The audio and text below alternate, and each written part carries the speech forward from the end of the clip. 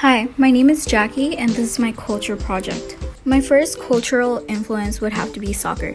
Soccer is a popular culture because it is played around the world. Many people watch it and play it. The reason it is significant to me is because my family watches a lot of soccer, and we also have gone to some live games. And even though I'm not a big fan of soccer, I still go to the games because they're really fun, and you can't compare that to watching it on TV. So right here, it's a selfie of my uncle and his girlfriend and me. In the back, you can kind of see the stadium, which it was kind of empty because we were on top and there were mostly other people were on the bottom. So it was really fun. I forgot who played, but I know the Pumas were there. And I took a picture with one of them, which is funny, and yeah. The second cultural influence would have to be chinelos. They are a folk culture because they originate from Morelos, Mexico, and it is a popular dance and they are very traditional custom dancers.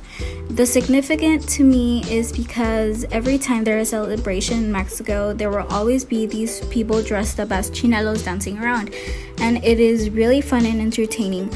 Also, when I had my quinceañera, we hired like some chinelos and we were dancing all night. So this is one of the pictures of the chinelos. I went to my quince. It was really fun. We were literally dancing for an hour, and like they're funny. They literally like dance with you, and it's fun. The third cultural influence would have to be politics. Politics is a popular culture, and it is because politics are everywhere and it's talked about all the time. The reason this is significant to me is because my family, especially my aunt, has always been involved in politics.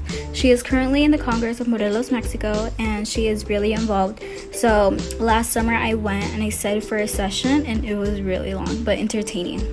And right here there is a picture of like Congress in Mexico. I was like sitting down in the corner and I was like, why not take a picture? So I took a picture of it. Just memories, and yeah. My fourth cultural influence would have to be dressing up for parties.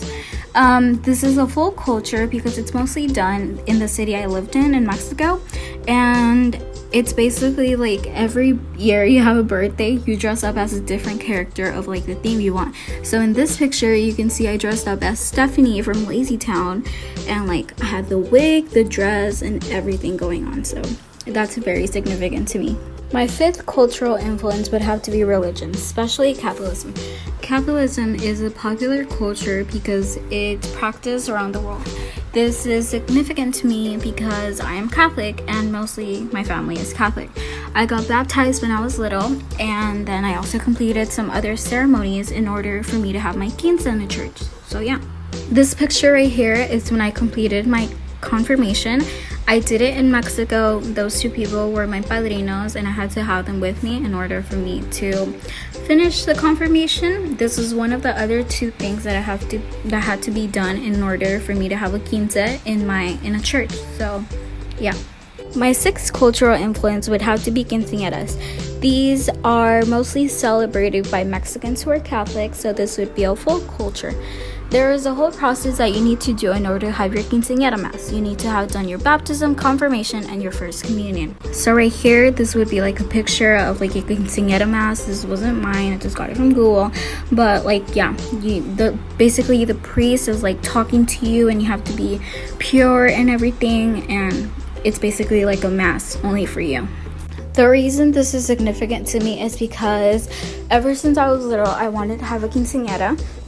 So I ended up having one, and then my family from Mexico came over and we just like celebrated big, My seventh cultural influence would have to be posadas. They are a full culture because they are mostly celebrated by Mexicans.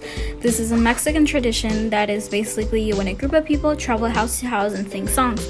The significance to me is because when I was in Mexico, we celebrated these every year, and it was really fun. In the posadas, they also handed out a colación, which is basically a bag of goodies filled with fruit, candies, and even cookies. It's like an example would have to be these, and they're really cute and good. So yeah. And then we also like gave out ponche, which is basically like a Mexican fruit punch, like with like natural fruit, and it's really sweet. So yeah. My eighth cultural influence would have to be El Día de los Reyes. This is a folk culture, and it's mostly celebrated by Mexicans on January 6th to honor the three wise men. On this day, we also cut the rosca de reyes. So there's basically a little doll of plastic, like inside, like 3 or 4 inside the whole cake. And then if you cut it, and if you get the little toy, you basically have to do like tamales or hot chocolate for the next party or something like that's celebrated, and that's very fun. And also on El Día de los Reyes, we used to write a letter with the things that we wanted, like a letter for Santa but for them, and we tied that letter to a balloon, and the tradition was to let the balloon go with the letter, and it would fly up to the kings and they would read it, and then they would give us our presents. So it was like the tradition we mostly did over there, and it was really fun and interesting, so I liked doing that every year. Thank you for watching my cultural projects. Stay tuned for the next one. So yeah, I mostly focus on Mexican traditions because I'm Mexican and that's all I do. So yeah, thank you. Bye.